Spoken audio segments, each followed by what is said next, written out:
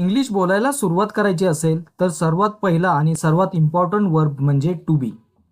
M is are was were हे जर तुम्हाला परफेक्ट जमलं तर तुमची बेसिक इंग्लिश मजबूत होईल.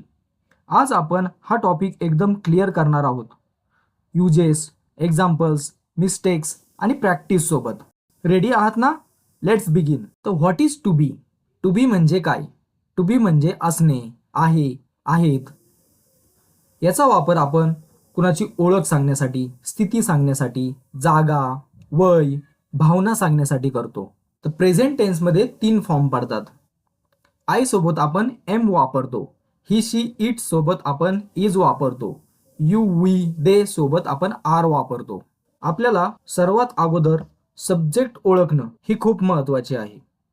तर सब्जेक्ट म्हणजे कर्ता. तर कर्ता कोण आहे? आय आहे, ही शी इट आहे, दे, यू, वी हे सर्व करते आहेत. तर आयचा मराठीत अर्थ होतो मी, हिचा मराठीत अर्थ होतो तो, शीचा मराठीत अर्थ होतो ती, इटचा मराठी अर्थ होतो दे, आपण वस्तूंसाठी इट वापरतो. वीचा मराठी अर्थ होतो आपण, देचा मराठीत अर्थ होतो खूप लोक, यूचा मराठीत अर्थ होतो तू किंवा तुम्ही. याचा आपण एक स्ट्रक्चर बघणार आहोत. तर subject plus am is are plus information. Am is are आपण प्रेझेंट टेन्ससाठी वापरतो. फॉर एक्झाम्पल, मी शिक्षक आहे. I am a teacher. ती डॉक्टर आहे. She is a doctor. ते विद्यार्थी आहेत. They are students. तू तयार आहेस. You are ready. आता आपण युजेस पाहूया. कोणाची जर आयडेंटिटी सांगायची असेल तर आपण टू बीचा वापर करतो. मी शिक्षक आहे. I am a teacher. तो डॉक्टर आहे. तर काय होईल त्याचं? He is a doctor. किंवा ती डॉक्टर आहे तर शी इज अ डॉक्टर असं होईल. जर समजा आपल्याला सांगायचं असेल की तो पोलीस आहे तर he is a police officer. पुढचं आहे फिलिंग्स म्हणजे भावना. जर कुणाच्या भावना सांगायच्या असतील किंवा व्यक्त करायच्या असतील तर आपण टू बीचा वापर करतो. म्हणजे मी आनंदी आहे. I am happy. ती दुःखी आहे. शी इज सॅड असं आपण म्हणू शकतो. पुढचं आहे जागा म्हणजे प्लेस. प्लेस सांगण्यासाठी पण याचा वापर करतो. म्हणजे जर मी घरी आहे. I am at home. ते शाळेत आहेत. They are at school. Age सांगण्यासाठी पण याचा उपयोग होतो. मी 25 वर्षाचा आहे. I am 25 years old. I एमचा शॉर्ट फॉर्म होतो आय एम. ही इजचा शॉर्ट फॉर्म होतो हिज. दे आरचा शॉर्ट फॉर्म होतो दे आर. यू आरचा शॉर्ट फॉर्म होतो यू आर. जर समजा आपल्याला निगेटिव्ह सेंटेन्सेस बनवायचे असतील तर निगेटिव्ह सेंटेन्सेस म्हणजे त्यामध्ये subject plus am is are plus आपण नॉट जोडतो. त्याच्या पुढं ऑब्जेक्ट म्हणजे जे काय राहिलेलं वाक्य असेल ते. I am not ready. मी तयार नाही. ती आनंदी नाही. She is not happy. ते येथे नाहीत. They are not here. तर क्वेश्चन सेंटेन्सेस म्हणजे प्रश्नार्थक वाक्य. यामध्ये काय होतं तर आपला वर्ब म्हणजे काय तर टू बी म्हणजे एम इज आर हे वाक्याच्या सुरुवाती येतं. आर यू रेडी म्हणजे तू तयार आहेस का?